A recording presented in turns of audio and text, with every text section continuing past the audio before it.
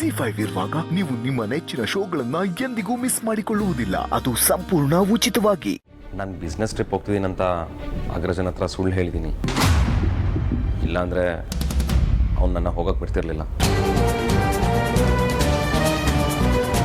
ವಿಕ್ರಾಂತ್ ಅವರೇ, ನೀವು ಸುಳ್ಳು ಹೇಳಿದ್ರಾ? ಅಲ್ಲ, ಸುಳ್ಳು ಹೇಳೋ ಅನಿವಾರ್ಯತೆ ಏನಿತ್ತು ನಿಮಗೆ? ನಾನೊಂದು ಮುಖ್ಯವಾದ ಕೆಲಸದ ಮೇಲೆ ಹೋಗ್ತಿದ್ದೀನಮ್ಮ, ಅದಕ್ಕೆ. ಹೌದಾ? ಏನು ಅಂತ ಕೇಳಬಹುದಾ?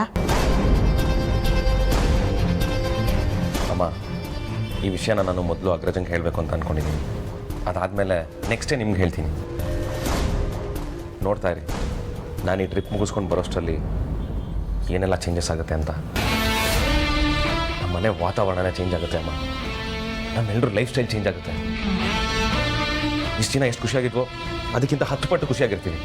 ನಮ್ಮ ಮನೆ ಹಬ್ಬದ ವಾತಾವರಣ ಆಗುತ್ತೆ. ಇನ್ಮೇಲಿಂದ ಡೈಲಿ ಹಬ್ಬದ ಊಟನೇ. ಗೊತ್ತಾ ನಿಮಗೆ ಅಮ್ಮ?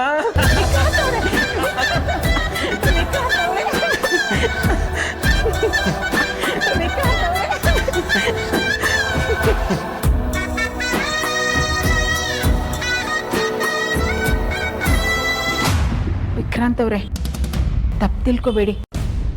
ನನಗೆ ಯಾಕೋ ಇವತ್ತು ಒಂಥರ ಆಗ್ತಾ ಇದೆ. ದಯವಿಟ್ಟು ಇವತ್ತು ಹೋಗಬೇಡಿ. ಬೇಕಾದರೆ ಇನ್ನೊಂದು ದಿನ ಹೋಗೋರಂತೆ.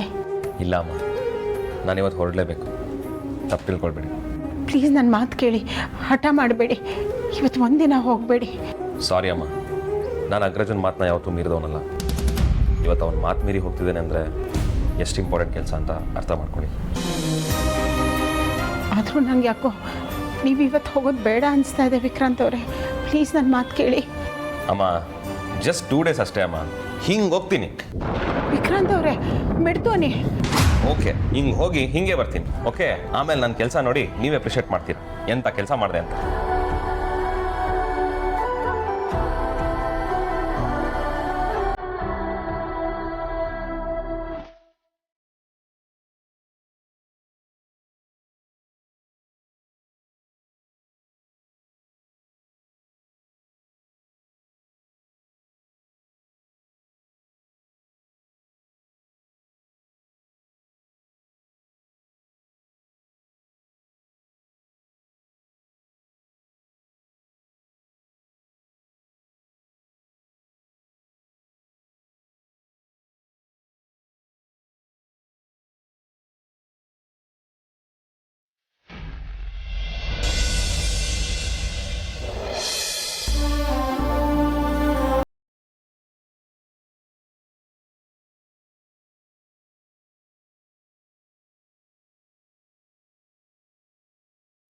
ವೇದಾಂತ್ ಅವರೇ,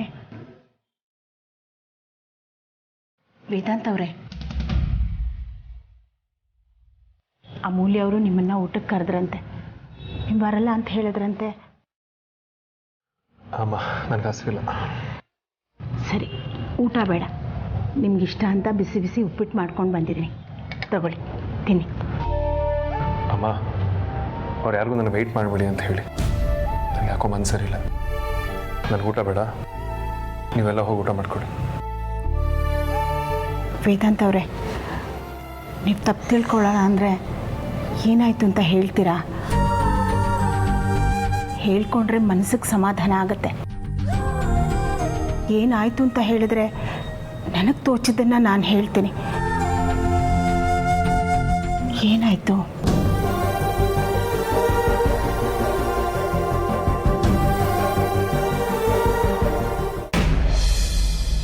ಅರ್ಥ ಆಯ್ತು ಬಿಡಿ. ವಿಕ್ರಾಂತ್ ಅವರು ನಿಮ್ಮ ಮಾತು ಕೇಳಲಿಲ್ಲ ಅಂತ ನಿಮಗೆ ಬೇಜಾರು ಅಲ್ವಾ? ಇಲ್ಲಮ್ಮ, ವಿಕ್ರಾಂತ್ ಯಾವತ್ತೂ ನನ್ನ ಜೊತೆ ಈ ರೀತಿ ಬಿಹೇವ್ ಮಾಡಿರಲಿಲ್ಲ. ಅವ್ನು ಹಠ ಮಾಡ್ತಿರೋದು ನೋಡಿದ್ರೆ ನನಗೆ ಆಶ್ಚರ್ಯ ಆಗ್ತದೆ. ಐ ಥಿಂಕ್ ಅದು ಅವನಿಗೂ ಅರ್ಥ ಆಗ್ತದೆ ದಟ್ ಈಸ್ ಬೀಂಗ್ ಅನ್ರೀಸನಬಲ್ ಅಂತ. ಆದರೂ ಅವನು ಯಾಕೆ ಈ ರೀತಿ ಜಗಳ ಮಾಡ್ತಿದ್ದಾನೆ ಅಂತ ನನಗೆ ಅರ್ಥ ಆಗ್ತಿಲ್ಲ. ಅದು ನನಗೆ ತುಂಬ ನೋವಾಗ್ತಿರೋದು. ನನಗೆ ನಿಮ್ಮ ನೋವು ಅರ್ಥ ಆಗ್ತಿದೆ. ಇಷ್ಟು ವರ್ಷ ವಿಕ್ರಾಂತ್ ಅವರು ನಿಮ್ಮ ಮಾತು ಕೇಳ್ತಾ ಇದ್ರು. ಈಗ ಇದ್ದಕ್ಕಿದ್ದ ಹಾಗೆ ಅವ್ರು ನಿಮ್ಮ ಮಾತು ಕೇಳ್ತಿಲ್ಲ. ಇದರಿಂದ ನಿಮಗೆ ನೋವಾಗಿದೆ.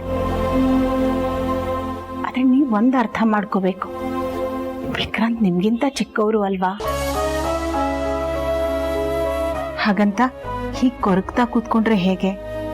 ಅವ್ರನ್ನೆಲ್ಲ ಅಪ್ಪ ಅಮ್ಮನ ಸ್ಥಾನದಲ್ಲಿ ನಿಂತ್ಕೊಂಡು ನೋಡ್ಕೊಂಡವ್ರು ನೀವು. ಏನೋ ತಪ್ಪು ಮಾಡ್ತಾರೆ, ಅದಕ್ಕಿಷ್ಟು ಕೋಪ ಮಾಡ್ಕೊಳ್ಳೋದಾ? ಅದಕ್ಕೆ ಅಲ್ವಾ ಅವ್ರ ಮೇಲೆ ನಾನು ಇಷ್ಟು ಪ್ರೀತಿ ಇಟ್ಕೊಂಡಿರೋದು, ಅವ್ರಿಗೂ ಅಷ್ಟು ಕೇರ್ ಮಾಡೋದು. ತುಂಬ ಚಿಕ್ಕ ವಯಸ್ಸಲ್ಲೇ ಅಪ್ಪ ಅಮ್ಮನ ಕಳ್ಕೊಂಡ್ವಿ. ಆಗಿಂದ ಇಲ್ಲಿವರೆಗೂ ಜಾಗನ ನಾನು ತಗೊಂಡಿದ್ದೀನಿ. ಇವ್ರ ಜವಾಬ್ದಾರಿನ ನಾನು ಹೊತ್ಕೊಂಡಿದ್ದೀನಿ.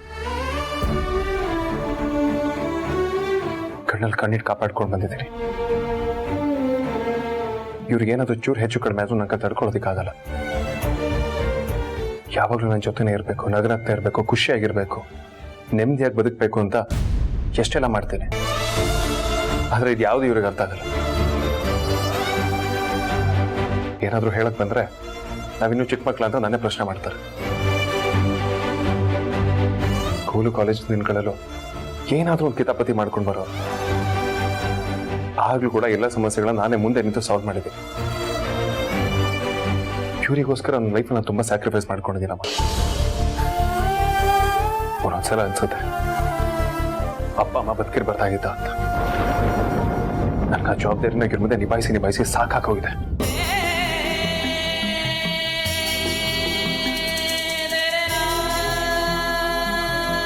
ಹೌದು ಕಣ, ಚಿಕ್ಕ ವಯಸ್ಸಿಗೆ ನಿನ್ನ ಮೇಲೆ ದೊಡ್ಡ ಹೊರೆನೆ ಹೊರಿಸ್ಬಿಟ್ಟೆ. ನಿಮಗೆ ತಂದೆ ತಾಯಿ ಪ್ರೀತಿ ಸಿಕ್ಕಲಿಲ್ಲ, ನಮಗೆ ಮಕ್ಕಳು ಪ್ರೀತಿ ಸಿಕ್ಕಲಿಲ್ಲ. ಈ ನೋವು ನನಗೆ ಜೀವನ ಪರ್ಯಂತ ಕಾಡುತ್ತೆ.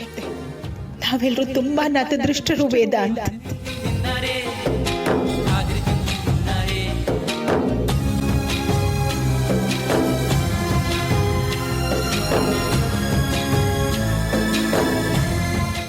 ZEE5 ಆಪ್ ಡೌನ್ಲೋಡ್ ಮಾಡಿ ಎಲ್ಲಾ ಸಂಚಿಕೆಗಳನ್ನು ಸಂಪೂರ್ಣ ಉಚಿತವಾಗಿ ನೋಡಿ.